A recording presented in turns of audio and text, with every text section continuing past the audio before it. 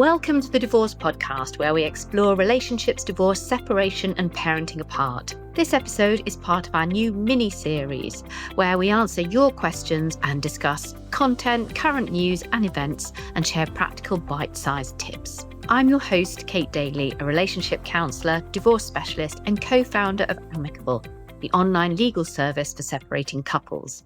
This week, I'm delighted to be joined by Jo Thurston. Jo's a returning guest, and we're going to discuss the nuances of separating with children with neurodiversity. We'll also share our top tips for co-parenting neurodiverse children post-divorce. If you know somebody, a friend or colleague or a family member who would really benefit from this episode, please click the share button now. Welcome, Jo. Thanks for having me. It's lovely to see you again. Thank you for joining us. So we're going to talk all things neurodiversity and divorce, and we're going to focus on children. But let's start with just some terminology then. So what are the most common neurodivergent profiles in children? So the most commonly diagnosed profiles are ADHD and then shortly followed by ASD, which is autistic spectrum disorder. ADHD, if you haven't heard, the full definition of that is attention deficit hyperactivity disorder. Not exactly as it reads on the tin, but I think we're probably fairly familiar with everything. There's a lot of stories about ADHD in the press at the moment. So I guess that's quite a familiar term now. And ADD, is that right? Rather than without the hyperactivity bit in, that's also another common profile, isn't it? So a subset of ADHD. That's you can no longer have a diagnosis for ADD. That has been merged into the ADHD diagnosis process. So yeah, some of us will still remember like the ADD diagnostic, and I'd still sort of refer to that occasionally. But it's now part and parcel of the ADHD diagnosis. Right. And things like dyslexia, do they fit into this category as well?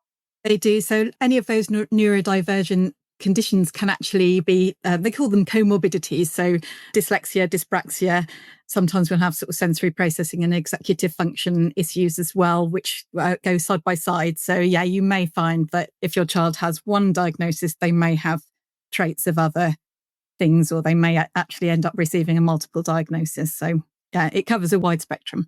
And of course, we're talking about diagnosed conditions, but lots of times parents are dealing with undiagnosed conditions as well. So if you're one of those parents who hasn't yet got a diagnosis, what are the things to look out for if you're kind of separating and divorcing and thinking you might have neurodivergent traits in children? I think it's really important to keep an eye on your children's behaviour. You can tell a lot from how they're behaving and their emotional sort of stability and those sort of behaviours they may be showing. So if you're going through that process of divorce, every child will be impacted by it in one way or another. If you have a neurodivergent child, whether you've got a diagnosis or not, you may find that their anxiety is higher, their need for routine is greater, or they seem to be behaving in a more extreme way, having more meltdowns, maybe really struggling with their behaviour and emotions over that situation. And if you are a parent who's divorcing or separating at this point in time, do you think there is a different way you have to handle things? Or is it more about being alive to and aware of some of those things you've just described in children? I mean, what we would say to parents accessing our service is that it's really an individualised approach. So you will know your child best. You are the expert in your own child, and you will know, regardless of what their profile may be or what their needs or behaviours may be, you as their parent should have, will probably have a good idea of how to talk to them about those things and what's out of character for them, what extra support they might need, what might trigger them, what might upset them. So it is an individualized approach. I think with neurodivergence, it may be that you might use different resources. You might want to chunk the information into smaller sections, add some extra processing time. We know that's a familiar thing. It takes a little bit longer sometimes for a child with autism or ADHD to process information.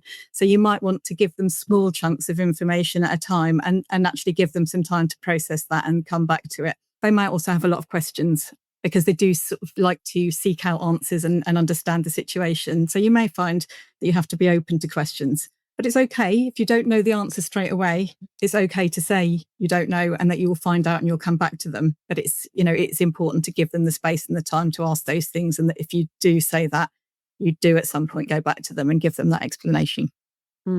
That's a really interesting point, isn't it? Because with all kids, we often coach our co-parents in the same kind of thing, that kids will ask questions, and the worst thing you can do is shut the question down because you don't know the answer.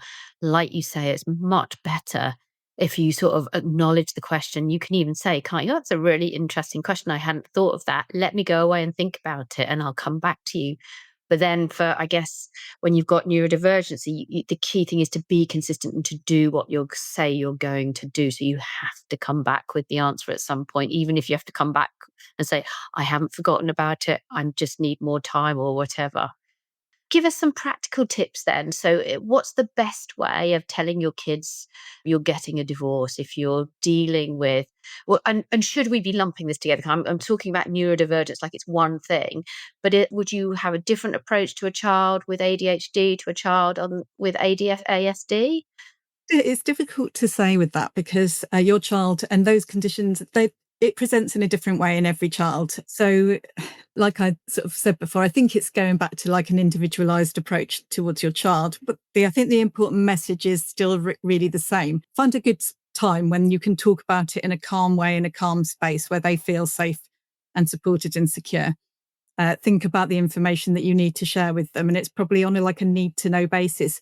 If you give them too little information, they may have a lot of questions and worries over what's going to happen next. If you give them too much information, that could also be really overwhelming. So think about the things that your child actually might want to know. So if you try and put yourself in their shoes and make that age relevant as well, because obviously you could be talking to a young child or you could be talking to a teenager or a much older child, and they will have different questions and different concerns, but try and put yourself into their shoes before you start that and think, what do they need to know? What's important to them?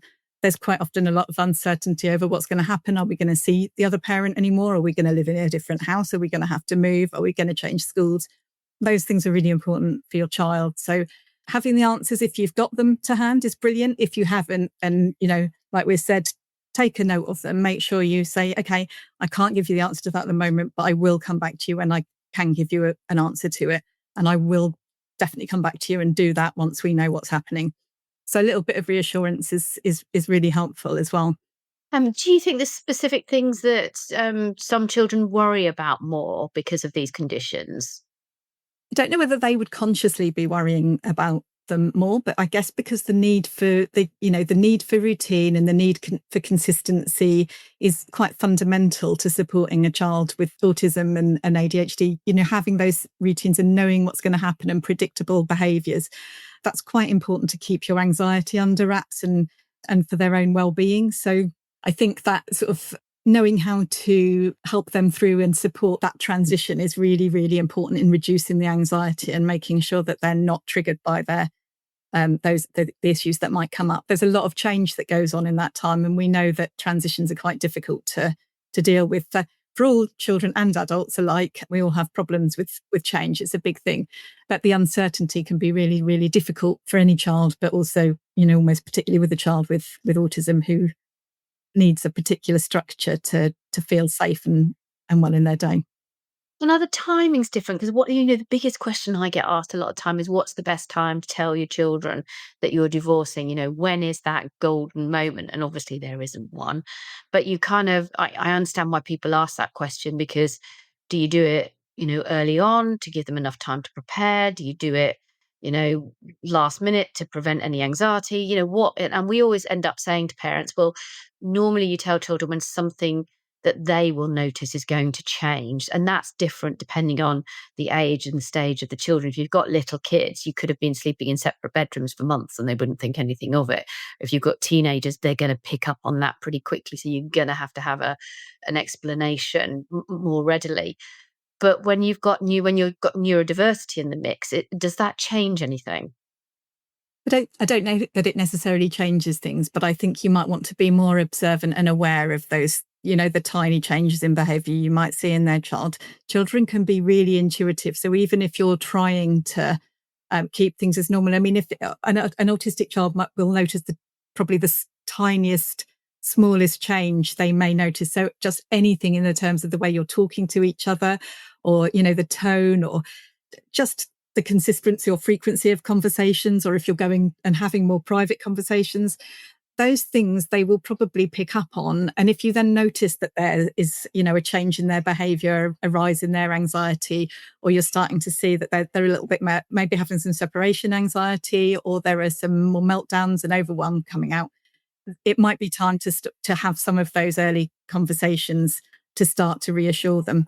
It's really difficult to pick a right or wrong time. And again, it sort of depends on your children and their ages. And I mean, I would say it's good to do it in a calm way if you can. So I mean, when it depends how you've decided to split as well, doesn't it? And where you both are as parents in that. And there's an ideal way of doing things, but we don't live in an ideal world, so we can't always do that. So, but providing a space that where you can focus on them and their needs, and like give them time to process, and make sure that you're listening and responding to their needs in that moment is really important. So it sounds like what you're looking for is a sort of an increase in frequency of meltdowns or unusual behaviour or questioning, and that might be the time to then sit down and start to talk. And how is it best to check in with them about their feelings throughout the process? Depends how they communicate with their feelings. I mean, some children are really good at vocalizing their feelings, regardless of neurodiversity, they are able to tell you how they feel. Some children are not very good at verbalizing. There are different ways that we can, there is different ways of communicating feelings. So we can either talk to them if we feel that that's something that they're able to understand and do. And that's something normal to you and your family. Some people use like visual aids, like emotions thermometers, or little pictures or emojis, or pictures of faces displaying different emotions, and talking through those emotions with your children, and maybe asking them, is there something that makes you feel sad? Is there something that makes you happy? Do we understand what worry looks like? What does it mean to worry about something? You can have those sort of discussions and maybe prompt some of the understanding around how they're feeling through that. Role play is also great with little children. I mean, if you set up some small world play and some role play, you can sort of, they quite often play out in their play how they're feeling and how they're sort of observing their life situation. And also communication, look out for the signs. So like we've said, if your child's behavior changes, behavior is an amazing tool for communication. I mean, it really is a communication of your child's emotional sort of feelings underneath. Anger will be, a display of some unsettled feelings inside. Anxiety, upset, clinginess might be another sign that they are starting to feel stressed or worried. So behavior is a massive communicator. So keep an eye out for that. And I guess the other thing is how you communicate and stay in touch with the other co-parent, particularly if one of you's moved out. What are some of the tips for dealing with that? Because I suppose too, we're slightly assuming that both parents are on the same page, but it's often the case, isn't it, that parents aren't on the same page when it comes to accepting or dealing or supporting a neurodivergent child. So what are your tips if you've got not necessarily a particularly supportive co-parent or someone who's on a different page? I think, like everything in this process, focus on what is going to work for your child best. It doesn't always work. You're not always going to get the other parent's agreement to this. But some children will feel like they want that face-to-face contact. They want to be speaking on a regular basis. They might want to be doing FaceTimes. They might want to be having like arranged time to see and speak to that parent. Other children may want to do it over phone calls. Some children might want to be texting. Some children might actually need some time and not want to communicate at all for a little while. And actually, you need to follow your child's need and your child's desire at this point as far as you possibly can. And that can be really hard, especially for the parent who may not be communicating with their child. There are different ways that you can keep in touch with them if they don't want to communicate with you. You can send messages or emails that could be passed on by the other parent. You could send a letter. Some families do things like there are books that you can buy and fill in questions about yourself. So, you actually fill in background and pass, so you can pass that on to your child at a later date. And it's a way of keeping in touch, even if they're not actively talking to you. And as a co-parent, it's helpful if you are able to communicate with the other parent in a fairly healthy way, that, you can pass on what your child is doing, what they're up to, what's been happening for them. So even if they're finding talking to the other parent challenging, you can still keep them updated with what's going on with that child. So they know they're kept in the loop. But it's a difficult one, that. And I think sometimes even in the same family, we find this on parent talk a lot, that children, even in the same family, don't want the same kind of communication. So one child might want to go and see the other parent every weekend. The other child might not want that, might want to see them less frequently, or to just catch up on like a video chat, or do something, an activity once in a while with them. But that can be complicated. And then obviously as kids get a little bit older, you might find that your teenagers actually have a mind of their own, don't they then? Yeah. Yeah. So, yeah, I think it's an individualized approach, and it can be really hard. And I think if you're the parent, particularly on the other side of that, who is like finding the communication is difficult, access help and support from services and friends and family, because that is really difficult. And you might really miss your child and find it hard to understand. I mean, really trying to keep your child's needs in the center of that, and work with them. It's a really emotional time. It might take a little while for them to settle and get used to it. So, but yeah, I think it's a difficult one. Keeping your child at the center is important, but obviously you have to work with what you've got. Yeah, exactly. In just a moment, Jo's going to share her top tips for co-parenting neurodiverse children. And I know you wouldn't want to miss these, but just before that, if this episode has given you even a bit of clarity or comfort, or just a tip that made things feel a bit more manageable, please make sure to follow the Divorce Podcast on your favourite listening platforms. Each week, we're here with expert advice and real support to help you through a separation one step at a time. So, Jo, top tips then. What are your top tips for co-parenting neurodiverse children? Consistency. It's one of the things we bang out on about a lot. But actually, if you have routines in one house, try and have the same routines in the other house. That's, it's fundamentally important to a child for those routines to stay in place. Communication between parents, make sure you're aware of what's going on. If your child is not good with change, and that, the other parent wants to do something with them at the weekend, or take them out somewhere where they might need some preparation, work together so you can prepare your child for that, and it makes that a smooth process. There's a really lovely, on the ELSA website, there's a lovely resource called Two Houses, you can do this yourself without having to look at the resource, just creating picture books for both of the houses for your child. So if they struggle with that, going from one place to another, when they're with you, you can flip through and look, this is your bedroom at the other parents, this is the house, this is who is going to be there, these are the adults who'll be there when you're there. That's really nice tips, sort of keep that continuity going for your child and help them to manage the transition. Keeping school and family members in the loop as well, because they can be really, really supportive and helpful in terms of keeping an eye on behaviours or worrying behaviours that, if your child is struggling to deal with something, and also just sort of, keeping a unified approach. And I think really just the communication again, I know we say this a lot, it's so important to try and work together as a team and keep your child at the centre of the decisions you're making and the processes that you're following through. So communicating in the best way you possibly can. Some people who find it really difficult to do things like a communications book. You've probably spoken about that before. So it's a really nice way of just handing over, saying they felt ill this day. They may have a toothache. They did this at school. They may have that. If you don't feel you can communicate in a positive way, or it's really difficult to have that sort of ongoing communication, you can at least, there's small ways you can find of transferring that information, so that when your child goes to the other home, the other parent is prepared to sort of help them settle in by being able to talk about their week and their day and understanding how they might be feeling. So, but routines are fundamental, really, and consistency. So that's probably number one. They are great tips. Thank you. And I will just give a quick plug to the Amicable Co-Parenting app as well, because sometimes the app can help with the communication because it keeps it all in one place.